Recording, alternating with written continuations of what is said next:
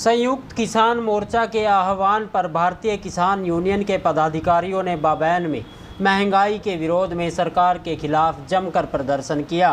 इस कार्यक्रम की अध्यक्षता भाकियू के बबैन ब्लॉक प्रधान सतबीर सिंह घिसरपड़ी ने की। किसानों ने सरकार के खिलाफ जमकर नारेबाजी करके विरोध प्रदर्शन किया।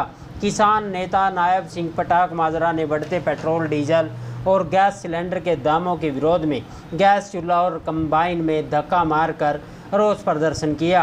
पटाक माजरा ने कहा कि डीजल के बढ़ते दाम से किसानों से लेकर आम आदमी तक बहुत परेशान हैं, क्योंकि उसका सीधा असर ट्रांसपोर्ट पर पड़ता है। इस कारण आम आदमी की जेब खाली होने लगती है।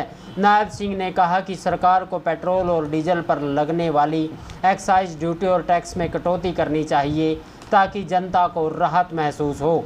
नायब सिंह ने कहा कि किसान पिछले 8 माह से दिल्ली के बॉर्डर पर ही तपती गर्मी में बैठा है, लेकिन भाजपा के नेता अपने दफ्तरों में एसी चलाकर आराम फरमा रहे हैं।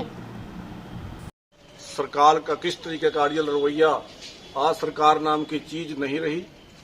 महंगाई इस तरह से बढ़ रही है जैसे कोई इसको रोकने वाला नहीं है। जानबूझ के सरकार जनता के पास टैक्स पे टैक्स थोपे जा रही। ये जो गैस का सिलेंडर है, जिस दिन ये सरकार आई थी 381 रुपये रेट था इसका, आज 900 रुपये के आसपास गैस के सिलेंडर का रेट चला गया। और उस टाइम गैस के सिलेंडर पे ही सरकार बदली गई थी, गैस और पेट्रोल के ऊपर। उस समय जिस टाइम इनकी सरकार आई, कांग्रेस की सरकार थी, उस समय $147 पर बैरल का पीछे से रेट था और तेल मार्केट में था 60 रुपये।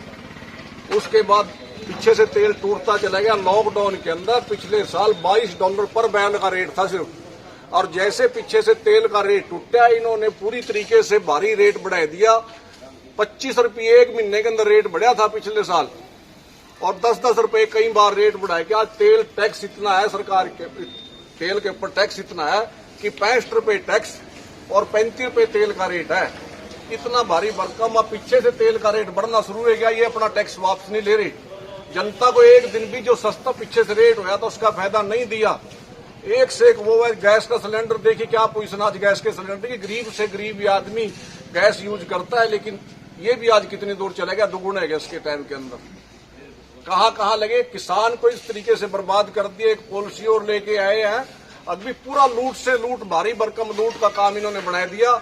अभी किसान मोटर के पैसे उससे पहले जमा करवा रहे 65,000 की कोई मोटर नहीं आती। हमारे को 35 से 40,000 में बहुत मोटर मिल जाती है। मैं एक गरीब आदमी हूँ, 2 किलो 3 के अंदर मेरे को कनेक्शन लेना पड़ गया, टेबल लगवाना पड़ गया, अपनी फसल पालनी पड़ गई। और मैंने अपना जुगाड़ बना करके किसी पुराने सामान से मैं अपनी मोटर, अपनी बोरिंग तैयार करना लग रहा। कहीं से मैं मोटर 20-22 की लगाना चाहता हूँ, लेकिन ये क्या थोप रहे हैं कि नहीं 65,000 रुपये जमा करवाओ। ये सारी की सारा कमीशन का सिस्टम है, नीचे से ऊपर तक कमीशन जाती है सारी। जितना सब्सिडी के पास ये सारा सामान है, चाहे पाइप लाइन दाबते हैं, चाहे इसके तंबू से जो इसके सब्जी के लगाते हैं, क्या इसको बोलते हैं, पॉली हाउस लगाते हैं, सारा का सारा एक कमीशन का अड्डा है, पैसे की लूट का अड्डा है। 90% सब्सिडी और किस तरीके के सरकार का लूट से सिवाय इसमें कोई काम नहीं है, किसी काम आने लायक नहीं। इसमें सारा पैसा लूट का है। ये सरकार लूटना चाहती है सिस्टम से। क्या मतलब है हमारी पैसे उसने से सारी बात हो भी चुकी है, सारी मीटिंग में फैसला हो चुका है भी किसान अपनी मोटर किसी तरीके से डाल दे। अब ये 8,000 कनेक्शन देने या किसानों को उनसे पैसे के लिए तो कर रहे हैं कि मोटरों के पैसे जमा करवाओ।